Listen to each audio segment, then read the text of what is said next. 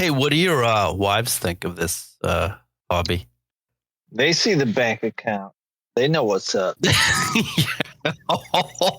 They know what's up. They know they see it go down and turn into just They see cardboard our that fills your mortgage and basement. utilities account going down.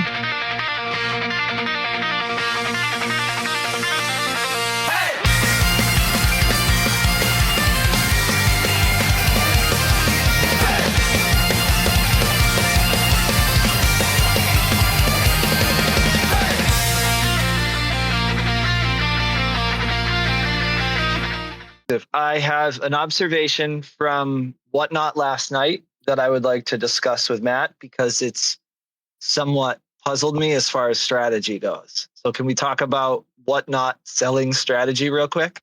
We can. Is it from my show or is it for just what you saw? No, your show sucked. Your show was terrible. I have nothing to say about that. I appreciate the support. Yeah.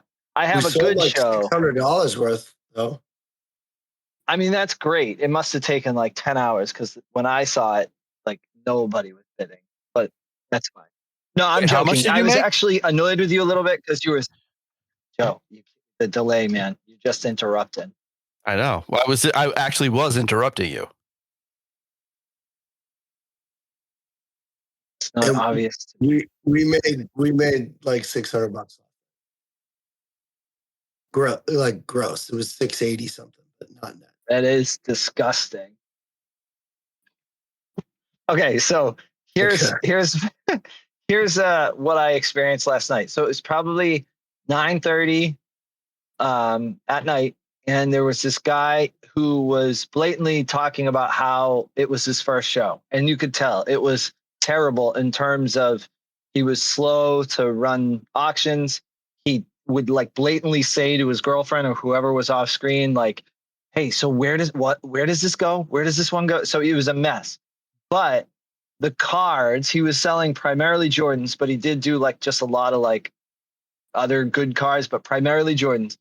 But he was selling Jordans. This was his first show. He had on average between 20 and 30 participants. So I'm assuming he did some sort of promo, but he was selling base level Jordans for $6 or $7.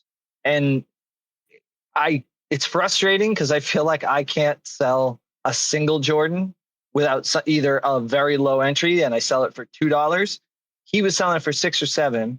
And the only thing that he did, I would say differently than me, is he also would just throw in some very high level Jordans. So he had like a 1988 Jordan. He had a metal Jordan. He had that like electric Jordan. So he had a bunch of them, some graded, some not. And those things were going for 60, 70, 80 bucks. But then he would do 5 or 6 base level Jordans and he'd sell those for $6 or $7 or $8. And it was frustrating me because I'm like, I feel like if I were to try, and I should add, all the Jordans, he started at $3. So even those like electric Jordans, he like risked the $3 start on his very first show. And it was clearly worth, I don't know what he got them for. So I don't know if he was losing money, but like I was jealous because I don't get how he sells a single Jordan. I'm talking like a Fleer 91 All-Star or something Jordan. And he was selling it for $7. So explain that to me because it was frustrating. Right. Well, there's a lot to unpack there. First, I think because it's his first show, there's Can I interrupt? Yes. Okay. Am I delayed still? I can't tell. You're either rude or delayed. Can you see my face? Is my voice lining up with my face? You look a little bit. Your face and your voice are lined up. Okay. I did some adjustment on my end, so hopefully this will be better. All right, back to what we were talking about, right. Or you guys were talking about when I was listening. Unpack this. I think there's a couple layers here. First is the algorithm and like the number of people in the stream.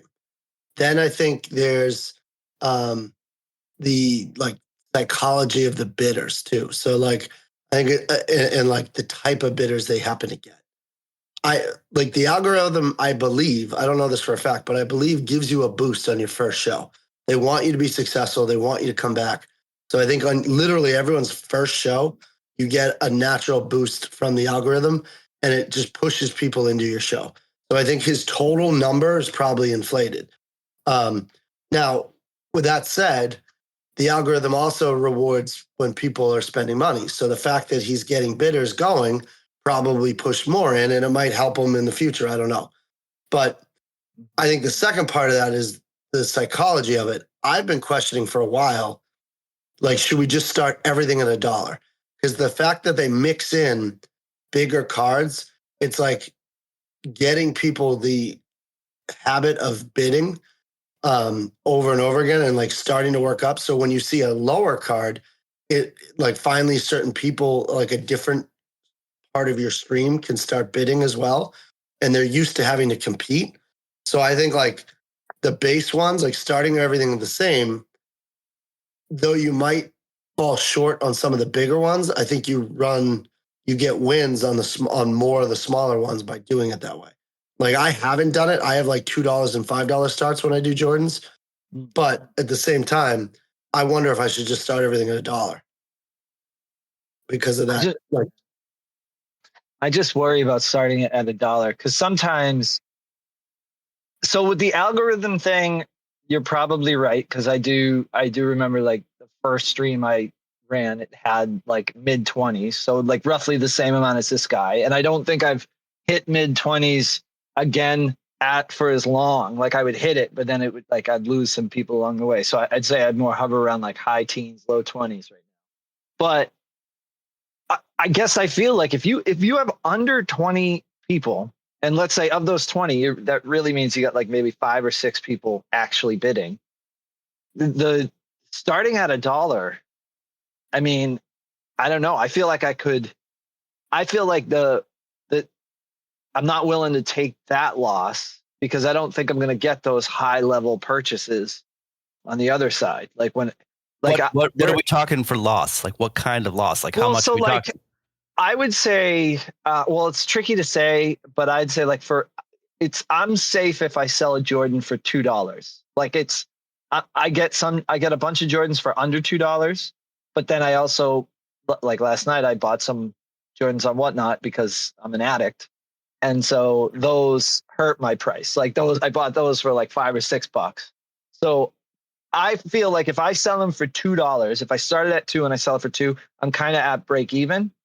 But most of the time I get a little bit more than that. Like usually I'll sell it for like 3 or 4. So I'm like, okay, but I worry that if I started at 1, particularly in the beginning of the show, I suppose I should just take like 10 Jordans that are kind of the low level Jordans and start that at 1, just to get people moving and grooving. Because I do feel that once people start bidding, then you have momentum and it goes. I don't know. Although Matt, I feel like your show last night, you had a bunch of people bidding, but then you hit like a lull. Yeah. And then it picked up again. Is that common for you? Yeah, I feel like people, especially because for me to be, I guess, have a successful stream, I need to have a theme. So I need to like kind of target certain bidders, and like I have enough people who have purchased from me that I can send them, a link of the show, and they'll come in and join. But then they get bored of it. So like I'll do Jordan and Kobe, say, and then they just kind of get sick of it. I try to work in other things, but it's almost like, all right, they got their cards. I don't have enough people that, they're just constantly fighting for it. So like they get their wins and then they're kind of hit a lull. And then I'll get a few more people in because I have enough going and enough like change that I feel like I get a few more and it like spikes again. But yeah, I mean, constantly, especially when I do Jordans, I constantly get like 1 or 2 bidders. Like I don't get a lot of action on Jordans. The Kobe's last night didn't do well, and normally Kobe's do really well. But to be honest, Joe, when you talk about loss, like I try to buy all my cards at $2 or under so that I'm not risking a loss, which is chicken and the egg, because then you don't have the best cards. Yeah. So that like then people don't necessarily want to buy. They know, you're not screwing them. They know what the cards are typically valued, so they'll pay like $2 or $3. I try to mix in, like I got a metal Kobe that I know is $60-ish in value that I probably picked up.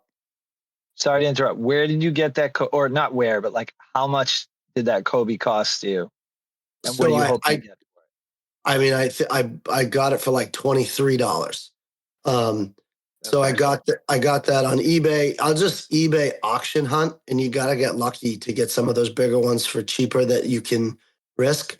So then in my stream, cards will be going for $5 or $6 constantly.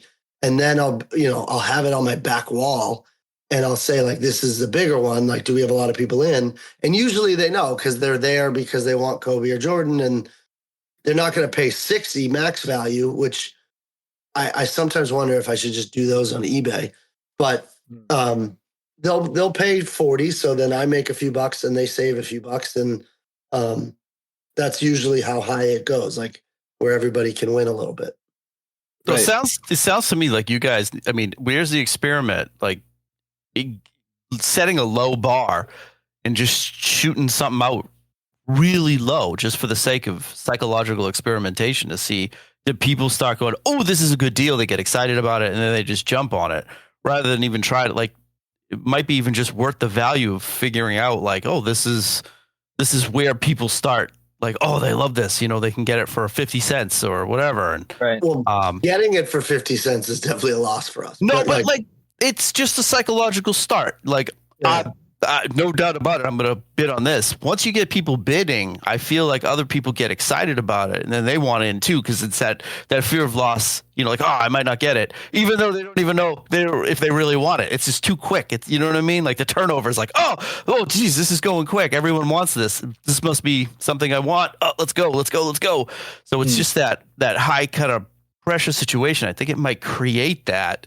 If you really did kind of start it out like really low, like, oh, I know if they bought it for this, I'll take a loss. But if we're only talking a couple bucks and you try it a few times to see what happens, but again, like I would think it weird. Would, it's like they wait. It's like the chat gets into an agreement. Like, it'll be my turn. I'll get this one for $1.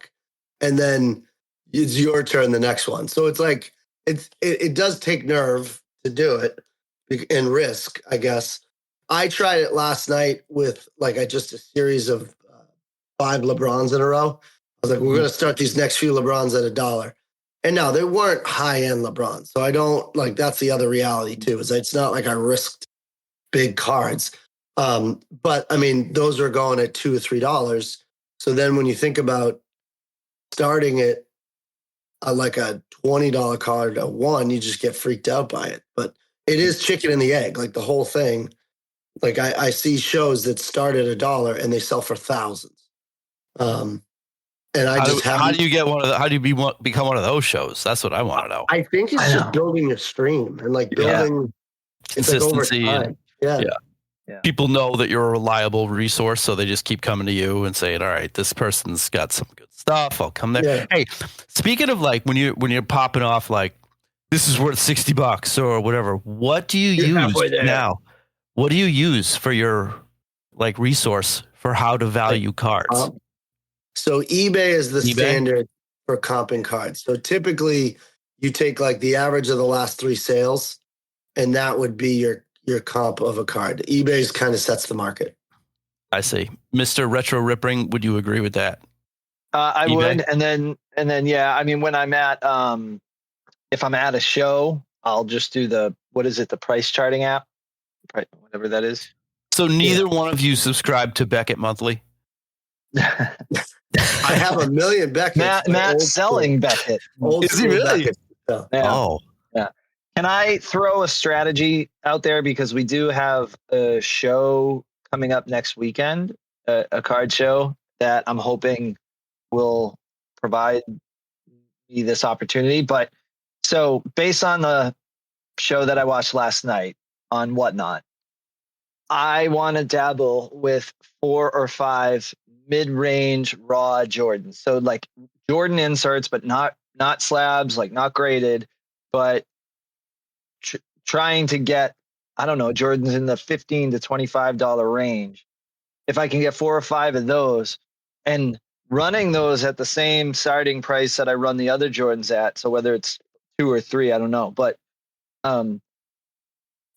trying to monitor how many people I have in the room and when I get over 20, then trying to run those. So like, because I noticed like the dude yesterday, he was saying that like he had an 88 Jordan. It was really, really nice. I wouldn't say it'd be worth grading because it wasn't centered perfectly, but it was like in very good condition 1988 Jordan. And like I mean, I got outbid in 5 seconds, but he would say like people would look at the stuff in the back and be like, hey, you're going to run this, you're going to run that. And he would say, well, if I can get, 25 people or more in the room, I'll run it. Right. And so he would literally wait. So it would be like a conversation. And I do feel like it prompted people to stay in his room because they wanted the opportunity to get those high level Jordans. And I think I saw a lot of, how you see the little arrow go up if they share it, like those types of things. Like it's almost like he rallied people to go and share his show. Just so they could bid on it, because otherwise he wasn't. When you say run it, is that means like that actually means like put it up for auction, right? Okay, so like that's you what. can Okay, see it in the background, which is definitely common. Like Matt, I'm sure you have this a lot, where like you put some decent cards in the background of your stream, and then almost always somebody will be like, "Hey, you're gonna run that? You're gonna run that?" And what's nice about that is you can be like, "Well, I'll run it, but I got to start it at 20. Are you interested?" You can mess around like that. How many people do I have that are interested? How many bidders? Right. Yeah. Who else would be interested? Right. Yeah. Yeah.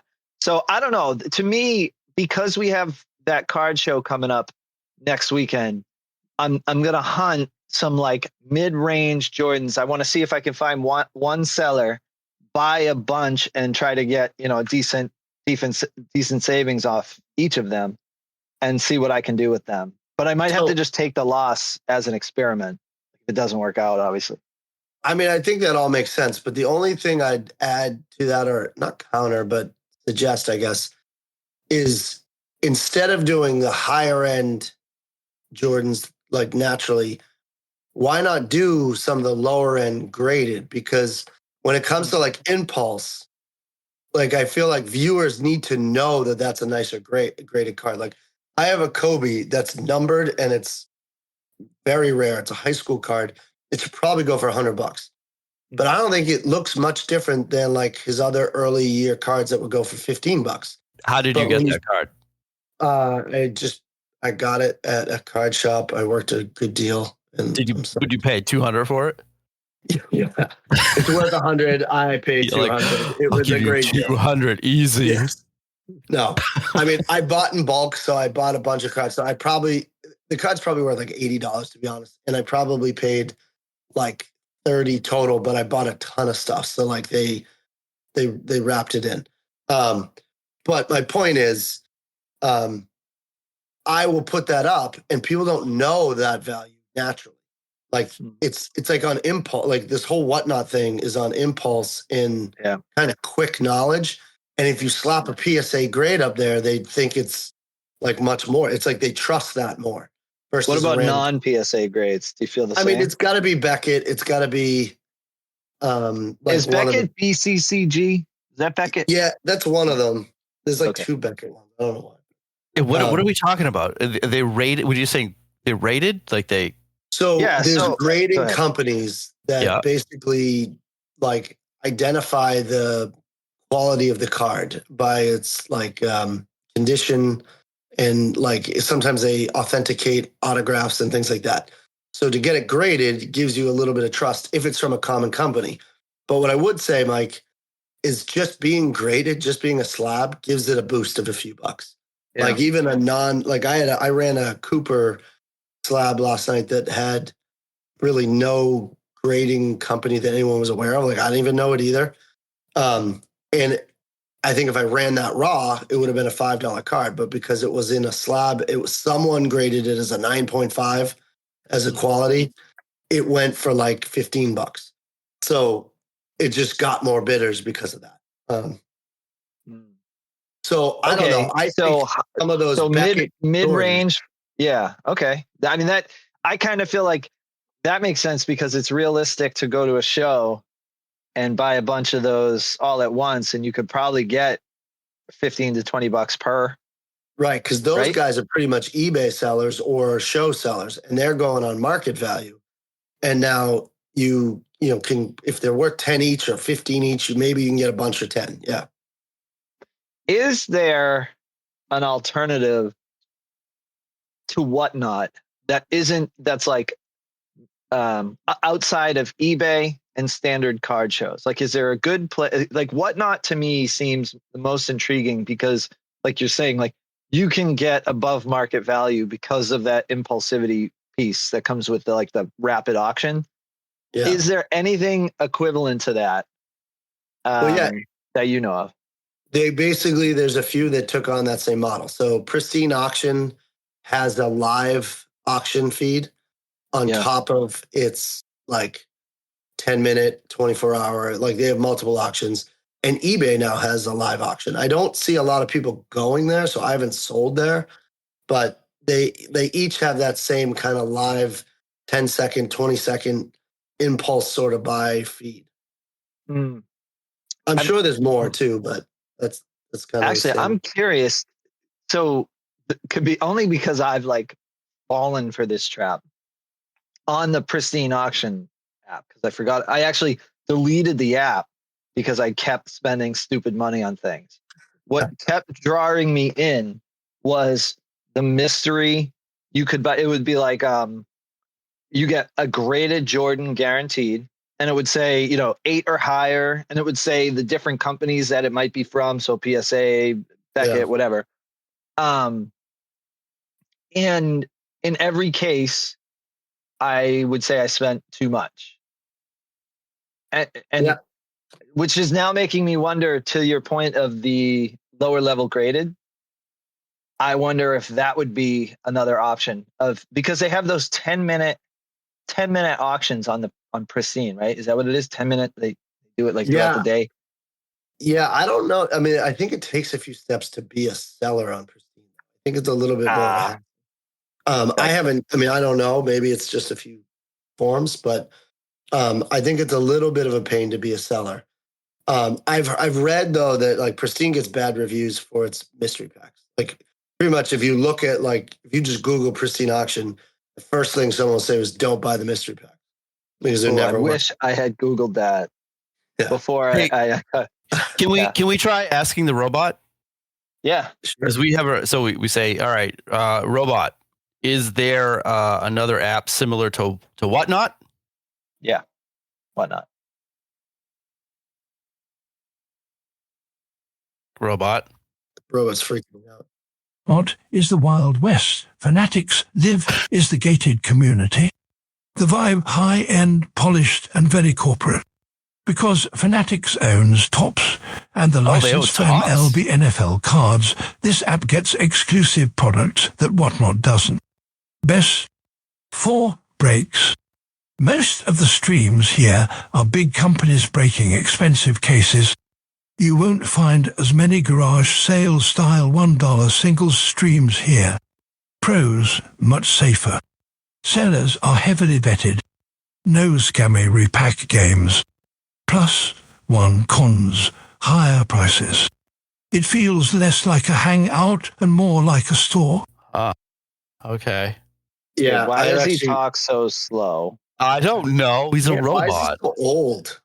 Yeah, you got us like a British. Yeah, you got us like Dumbledore. You got us Alfred from. I got Batman's you Dumbledore. Butler. Yeah. I mean, that's what you want, right? I feel like I have to dress like Harry Potter if he's going to keep talking to me.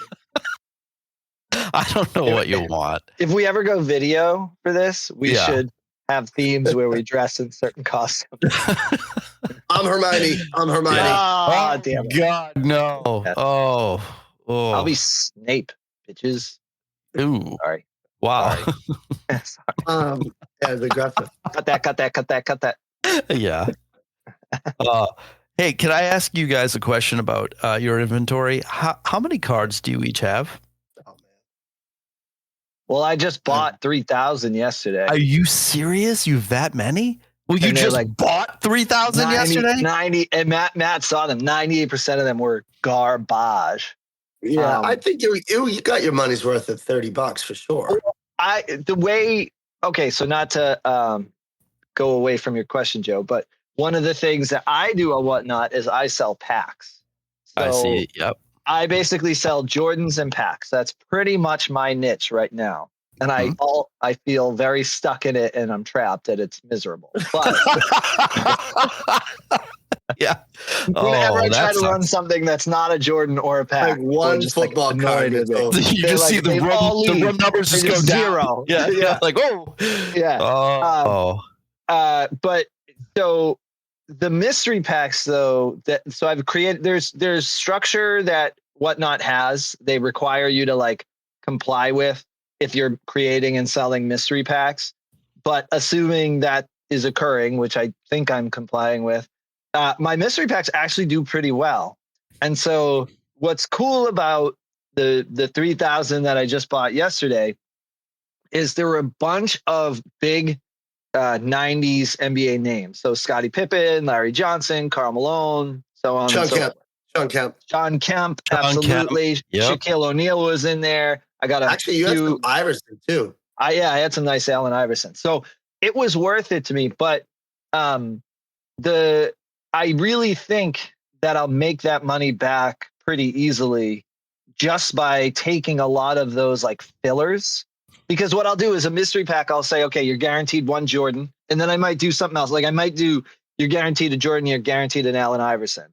And then say, in addition to that, you'll get 5 big, like 90 all-star names, right?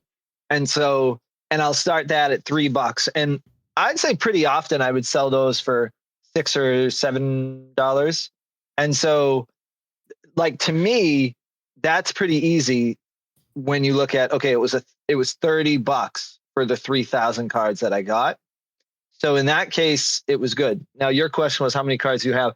I actually don't have nearly as many. If you asked me this before I went and picked up the 3,000, I'd say I have like 200 cards because I've sold all my decent cards from the packs I've ripped. I've sold those via mystery packs. And like every Jordan I have, like right now, I just got a new lot of Jordans. So I think I got like 50 Jordans right here. But if I run this show today, if I run a Whatnot show today, I'll probably sell all these.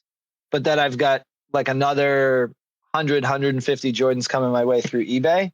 So I actually never have a ton at once. Whereas Matt, if you go to his basement, I mean, I like feel bad for him because it's just like, oh, you poor old man. Like you have thousands of cards that you're sorting. And I feel like he just like stays in his basement and like files like his whole them. basement is insulated using cards. Yeah. I feel like he's got like Dumbledore. The Scrooge McDuck of cards. Yeah. He swims in them. Oh my God. So thousands. So how? Okay, if you have thousands of cards, I probably have like 10,000. But how do you organize that? Like, how do you go? Oh, I need to get. Do you have everybody by player? Yeah. Like so, first of all, you organize your common cards differently than you'd organize your top-loaded cards or your slab cards. But there's a whole thing. So I will obviously split it up by sport. So I'll have football, basketball, baseball. Yep. Randomly, I've got some golf and hockey, like in a side. Volleyball, right? Volleyball. I have like WNBA. Pretty much, I have bins of it, and then within each bin, whether it's a 4-tier bin, 3-tier bin, 1-tier bin, whatever, I'll either separate it by team, and I'll separate it by player. Some of the bigger name players. So you get some nicer cards, but you don't have a lot of that player. So then they just go in the team pile. So like Orlando Magic.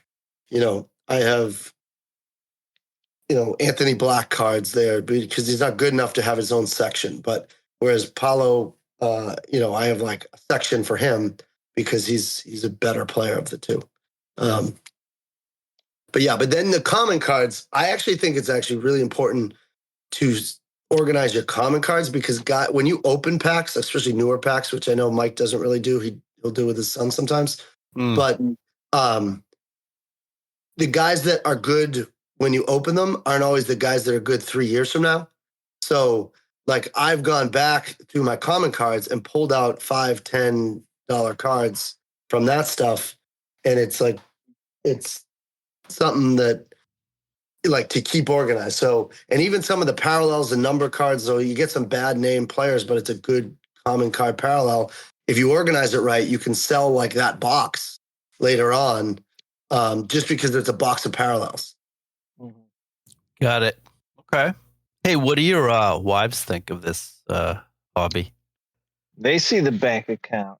They know what's up. They know what's up. They know they see it go down and turn into just They see cardboard our that fills your mortgage and basement. utilities account going down. Yep. I mean, in some ways they think it's pathetic. In some ways they think it's awesome. In what ways is that? Well, what like, ways do they think it's awesome? The bonding between you and your sons? Yeah, I mean, it's a hobby with my kids. Yeah. And so, and it used My to be kid just has out been of our, creeped out. He doesn't do it anymore with me. But go ahead. Yeah. You got rid of him. he got rid of me. He's not interested. Cut. No, but like, well, when it is a hobby, you spend a lot of money on it. So the fact that we sell it now, at the very least, you break even, and you're not spending like your actual mortgage on it. So, and every now and then you buy something nice with the money too, like a flight to go see your brother or something like that. So yeah, okay. I mean, it's not a game changer. It's more of a hobby than an actual financial help. Sure. But it's fun, and you pick up a few bucks along the way. And, you know, I think what is really eye-rolling to her is when I like hang out in a card shop with like just like not the coolest crew of people, but I'm like, they're my people. Like, I love it. You know what though? I know you're saying not the coolest people. I disagree. I think the one thing that I really enjoyed, and I noticed this when we went to when like you had called me, like, do you want to come to a card show? And that was really like what got me back into it. This was a few months ago. And the thing that drew me back was like the guys selling were good guys. They were just like nice guys. Like and a lot of them have their kids with them. And Grant would I'd kind of whisper in his ear, like how to like barter. And the guys who were selling were really nice to him and would like coach him through. And like, so to me, cool is probably not the word I'd use to describe any of them, including myself.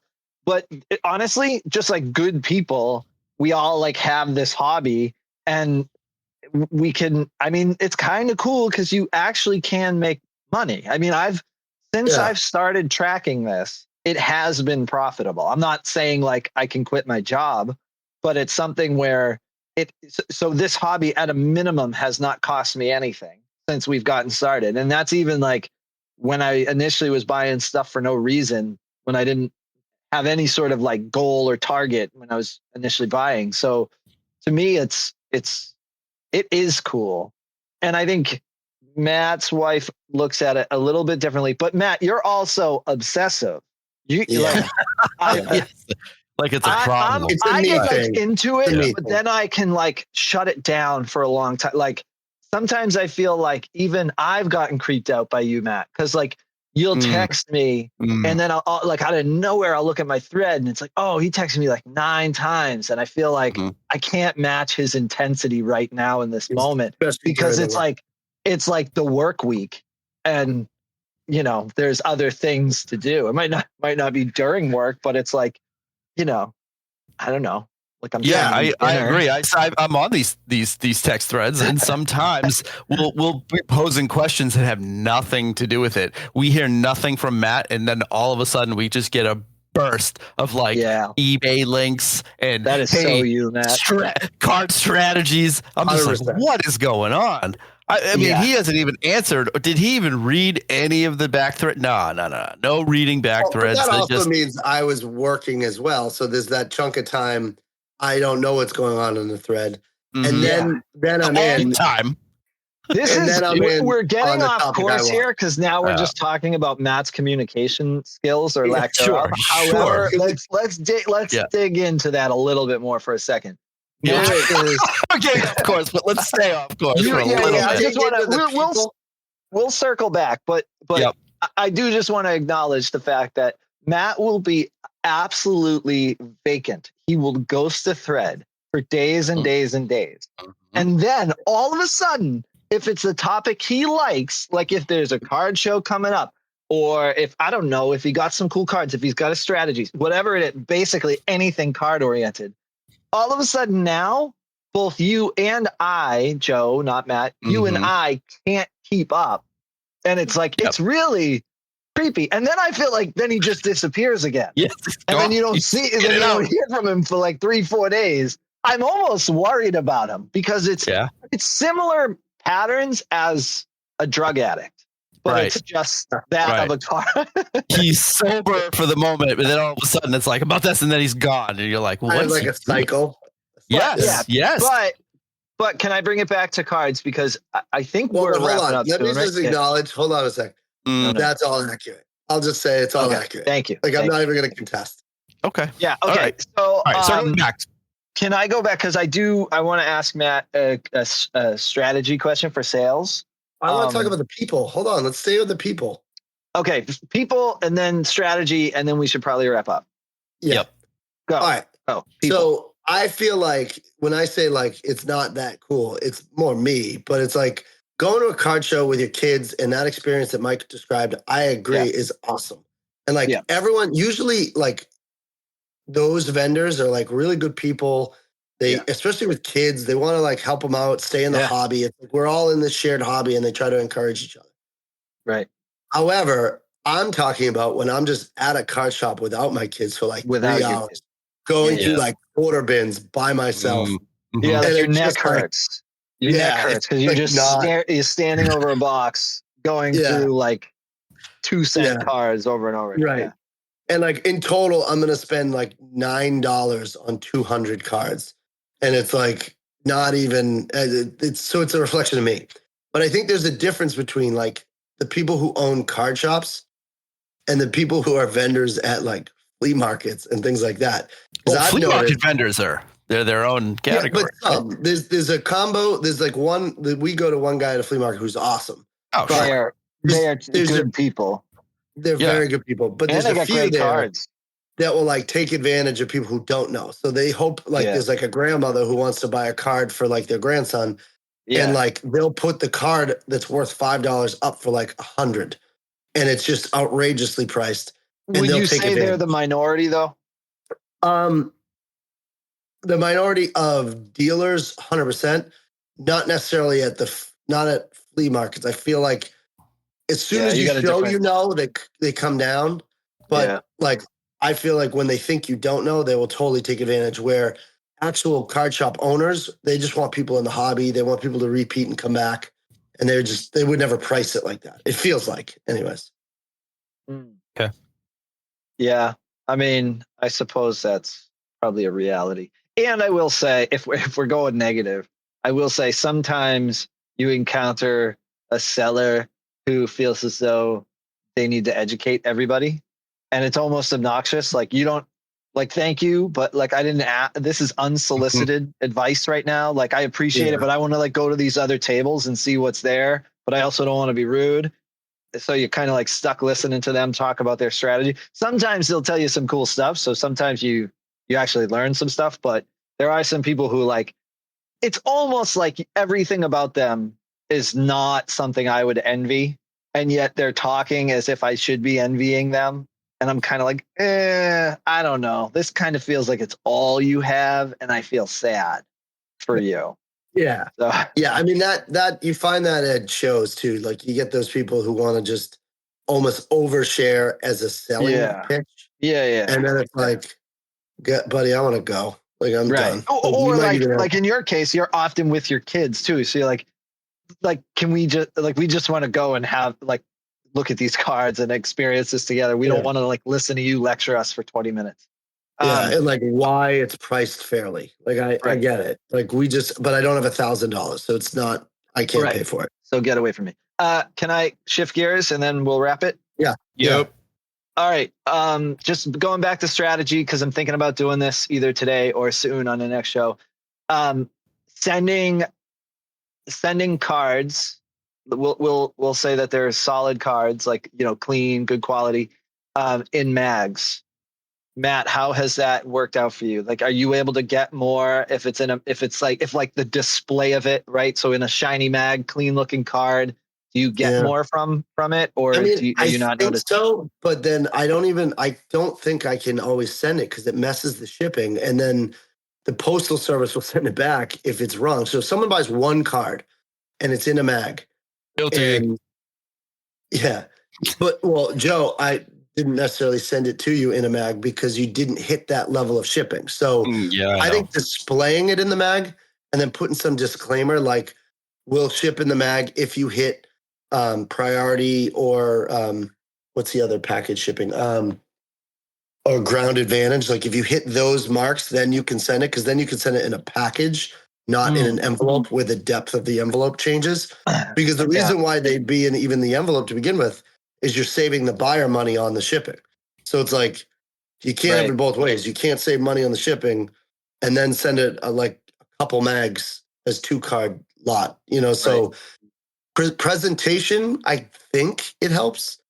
Again, I think it's the psychology of it. Like I'm not 100% sure, but I think the actual shipping of it, you can get screwed by your postal cost if you like get returned orders that now you need to pay more for shipping. Right. So, but I guess I don't understand how it would screw you shipping because you're putting that in the product.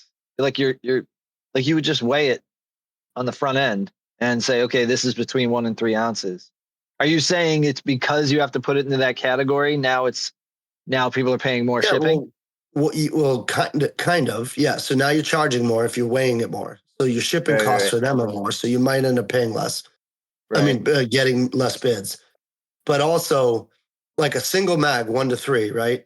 Putting that that would be a white envelope. You wouldn't get to ground shipping and you wouldn't get to priority.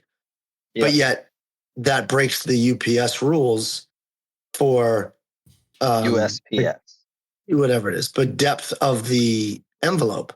So now you're in a position where they could like send it back and ask you to send it as a package, which is like an extra $6. So has this happened to you? Have you had it sent back? Oh, no kidding. Yeah, several times. Wow. I didn't know that. I've sent 100 packages literally on the dot. That's what the thing is that. And I have not experienced that, knock on wood. So I'm a little you're making me nervous. So I'm at like 3,000 sales on whatnot about, and no big deal. No big deal. I mean, I feel like 100 was a good number. Yeah. You said 3,000. But I'm using that number. I'm not bragging to say it's happened 3 times. But in those so what 3 out of times, every 1,000? All right. In those 3 times, like the first time I ended up paying like $6 to ship it. 10% of the time. Yeah. Math joke. It's not a lot, but I don't know. The shipping stuff messes with me. Yeah. All right. So speaking of shipping, Max shipping, what's your take on that? I don't like it at all. I worry about Max shipping being a loss. And Joe, for you, I don't know what Max that shipping is. is basically where we say, all right, guys, like, you'll pay shipping until you hit $10, and then you won't pay shipping beyond $10, right? So it's Max shipping. It makes a buyer stay put in your room because now once they hit that threshold and now they know they've hit their $10, they will not have to put another dollar towards shipping for every purchase thereafter. So you have to come up with it? Buying. But that's where I haven't done it yet. So I'm curious if Matt has experienced that and like does it crush your profits or what's your outcome with Max shipping? So I've done literally every type of shipping from free shipping to like $5 max, $6 max, $7 max. And I think the nicer the card, the more people don't care about the $4 shipping. So if you're selling cards that go for $40, $50, $60, an extra $4 isn't a big deal. When you're selling cards that are $1 or $2, that changes the formula for them a lot. So then shipping matters a lot. I generally think I will do what I would like done for me. So my per card cost, I try to keep it to like 78 cents per card for shipping for the buyer. But then in terms of Max, like I've kind of settled in around $7 max. Which like the most you could ever get to as a seller of cards, I think, is like $9. So like I'll eat the $2 if someone's getting there because they're buying a lot of cards. Like they're at that point, they're getting to priority mail, which means they're in a box, which means they bought a ton of cards. So I feel like that's kind of a win-win. So they know that there's an end to this at some point, even though that max, like for everybody's like 921. Just seeing it at 7, I think, is like a relief for some people. So I've been hovering at that. My max shipping's been 7. Okay. All right. Okay. Good advice. Joe, to send us out, out of curiosity, can we make the robot, the butler robot, can they do like a final thought? Like, are they able to take what we've discussed? Does it listen to us or no? No, not at all. Oh. All right. Robot's dumb. So let's end it on that then. Let's end it on that. It's a wrap. All right. Okay. So till next time. This was great. I'm so glad we finally put this together. And what's the name of our show? What is this show? Wicked Good Pulls. Okay. And then for those that might be listening, I'm Retro Ripping. You can follow me on YouTube or look me up on Whatnot. Matt? And I'm Coach Hoops. You can find me on Whatnot, eBay, TikTok, most social medias. And I don't really know why I have those, but we do, and they're not really helpful. But go to Whatnot or eBay. Yeah, Whatnot. Whatnot's a big one. And I'm Joey Holes. Thank you guys. And I hate all of this. So. Okay. All right. See ya. Later, boys. Bye. Bye.